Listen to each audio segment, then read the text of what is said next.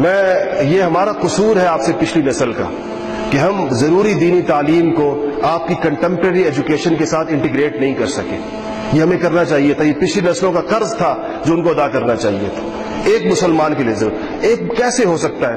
میں اسلامی بینکنگ سے متعلق ٹریننگز بعض اوقات جو بہت ایگزیکٹو لیول کی ہوں تو میں خود دیتا ہوں, ورنہ ہمارے ٹرینرز دیتے ہیں. تو اس میں جو لوگ بیٹھے ہوتے ہیں تو اپنا تعارف کراتے ہیں کسی چھوٹے سے ٹریننگ سیشن کے اندر.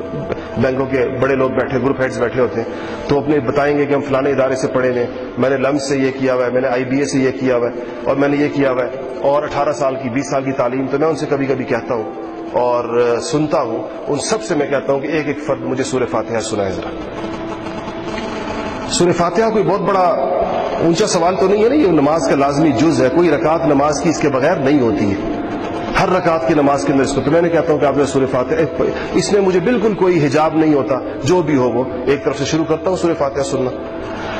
اور اپنے تجربے کی بنیاد پر یہ کہتا ہوں کہ مجھے آج تک ٹریننگز دیتے ہوئے کتنے سال بیت گئے, آج تک مجھے یاد نہیں ہے کسی نے مجھے صحیح سورہ فاتحہ سنائی. ایک واقعہ بھی میرے ذہن میں ایسا نہیں, ایک بھی. یہ کیسی تعلیم ہے؟ اس 18 سال کی تعلیم کے اندر ان 7 آیتوں کی گنجائش نہیں ہے کہ یہ 7 آیتیں کوئی صحیح طریقے سے پڑھ لے, اور جس کے بغیر اس کی نماز نہیں ہوتی ہے. تو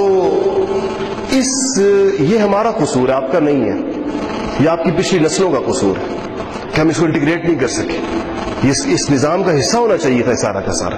ضروری دین آپ کے پاس ہونا چاہیے تھا, حلال اور حرام کی ضروری باتیں آپ کو بحیثیت مسلمان پتہ ہونی چاہیے. آپ کیوں چھوٹی سے چھوٹی چیز کے اندر مولوی صاحب کی طرف دیکھنے کے اوپر مجبور ہو؟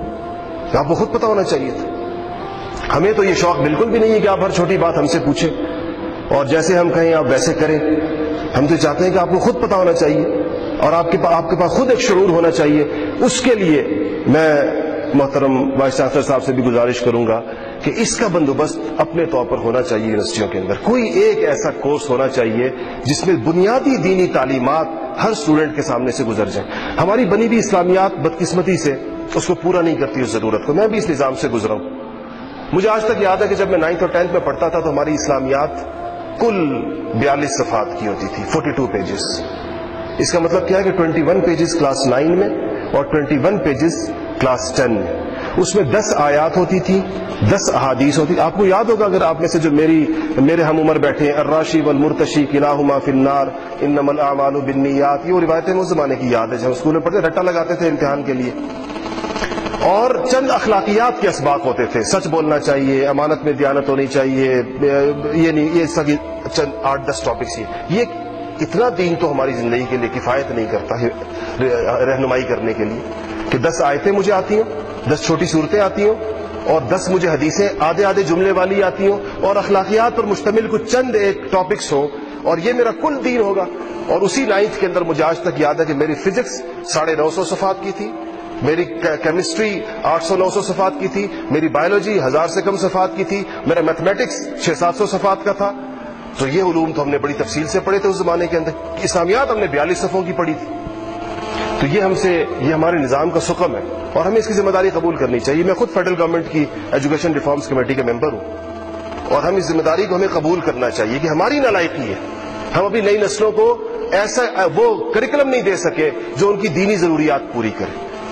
اگر وہ دینی ضروریات پوری ہوتی تو آج معاشرے کے اندر آپ کو جو خلفشار نظر آ رہا ہے, آج آپ کو جو انتشار نظر آ رہا ہے, آج آپ کو مذہب کی جو ایکسپلائٹیشن نظر آ رہی ہے, آج اس کی جو غلط تشریح اور تعبیر نظر آ رہی ہے, یہ اس جہالت سے پھوٹی ہے. یہ ساری کی ساری اس کی ریکروٹنگ اس جہالت سے ہوئی ہے عام طور پر.